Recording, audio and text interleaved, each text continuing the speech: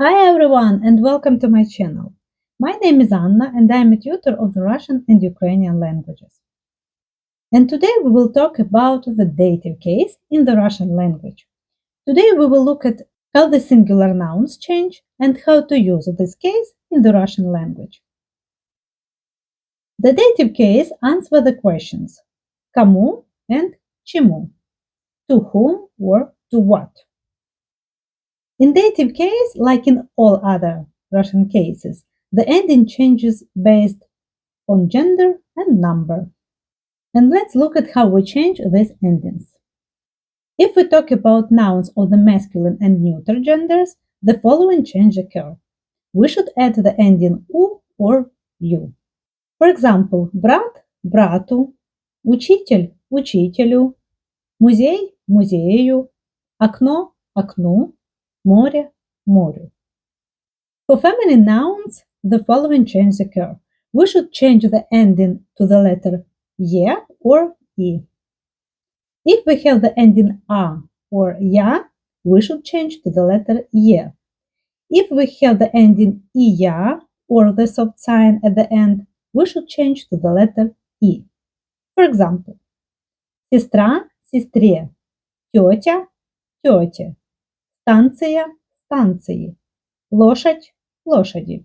Before we look at examples, let's look how we change the personal pronouns in the dative case. Мне, тебе, ему, ей, нам, вам, им. And now let's look how we use the dative case in the Russian language. The first thing is the recipient of an action. The dative case marks the indirect object of a sentence to whom an action or object is given or that action's recipient or beneficiary. Generally, this meaning corresponds to the English words to or for. And this case needs special verbs like давать, дарить, звонить, советовать, and others. Let's see examples. Я даю книгу брату. Я даю книгу. Книгу it's accusative case, it's direct object. And to whom? Брату. This is the dative case. Or я дарю цветы подруге. Я звоню маме. Я советую тебе купить машину. After these special verbs, we use the dative case, if it means to whom or for whom. Second, the construction with the verb нравиться. We use the dative case in construction of the sentence I like, мне нравится, plus nominative case or the verb. In this construction, it sounds like something is pleasing to me. For example, мне нравится эта песня. Мне, this is dative case. Мне нравится эта песня. Эта песня, it's the nominative case. Or мне нравятся эти песни. Эти песни, nominative plural, that's why we change the verb нравится. Or мне нравится танцевать. Or другу нравится танцевать. Сестре нравится танцевать. This first word is the dative case. And let's look at this example. Ты нравишься мне. How do you think? Who likes whom? And remember, if we have the verb нравится and what pronouns or person is in the dative case, this person like. For example, ты нравишься мне. It means I like you. In Russian, if you know, we can move words in any place, sometimes in the sentence. You can say ты мне нравишься. Мне нравишься ты. Everywhere it means I like you.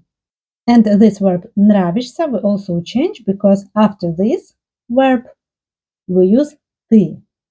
It means like you are pleasing to me. Construction with the age. When we speak about the age, we use also the dative case. And we don't say I have or I am, but instead they are to me, however, many years old. For example, ему 1 год. We use dative case for these pronouns. Or ей 3 года. Or мне 20 лет. If you want to ask how old are you, you say сколько вам лет? Or сколько тебе лет? This вам and тебе, this is dative case. Or if you want to ask сколько лет твоей сестре? Or сколько лет твоему брату? We also use dative case for these people, сестре and брату. If to see this phrase literally, it means how many summers are to you? Or how many summers do you have? Because лет, it's like summer in genitive case, plural. And the same if you reply моей сестре 20 лет or моему брату 20 лет. We start from the dative case. Impersonal sentences. In English we say I feel something. In Russian you say there is some feeling to me. Most impersonal constructions that use the dative case denote a state of mind, feelings, inclination, or attitude. And here we use the dative case with the adverbs. For example, мне холодно or мне жарко. And we use also the dative case in impersonal sentences with the words можно, нельзя, нужно, надо. For example, вам нельзя курить. Вам in dative case. Or мне нужно купить продукты. Also мне in dative case. Motion to the person. We use the dative case when we move or to go to somebody. In this situation, we use the preposition к. If you remember from my previous video about the accusative case, we use the prepositions в and на when we move to the place. For example, я иду в школу, я иду на работу. But if we go to the person, we should use the preposition к with the dative case. For example, я иду к другу or я иду к подруге. Motion to the place. We can use the preposition к not only with people. If you approach to some place, you also should use the preposition к with the dative case. For example, я подхожу к дому. More about the verbs of motion we will see later. There are some verbs which also need the preposition к. For example, готовиться, приготовиться к. Привыкать, привыкнуть к. For example, он готовится к экзамену. Or она привыкла к жаркому климату. I showed you the most common verbs with preposition к, but there are more verbs. You can meet more in your practice. And let's see the examples where we use the dative case with the preposition по. Motion along the surface. The preposition по can have different meaning. It depends on the context. It can be down, along, through, by, over, on, among, around. For example, я гуляю по городу.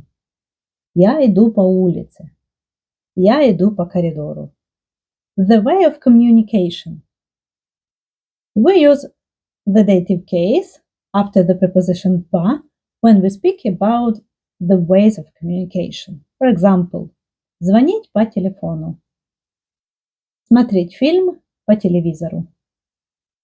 The subject of education. We also use with the preposition по and the dative case. Эта книга по русскому языку. Урок по математике. We use also the preposition по with some verbs. For example, скучать по. Я скучаю по маме. Я скучаю по морю. We also use this verb with the preposition по and dative case. Of course, you can meet more examples with more verbs in your practice. I hope this information was useful for you and interesting. If you have any questions, please write me in comments and please click the like button, subscribe to my channel. See you.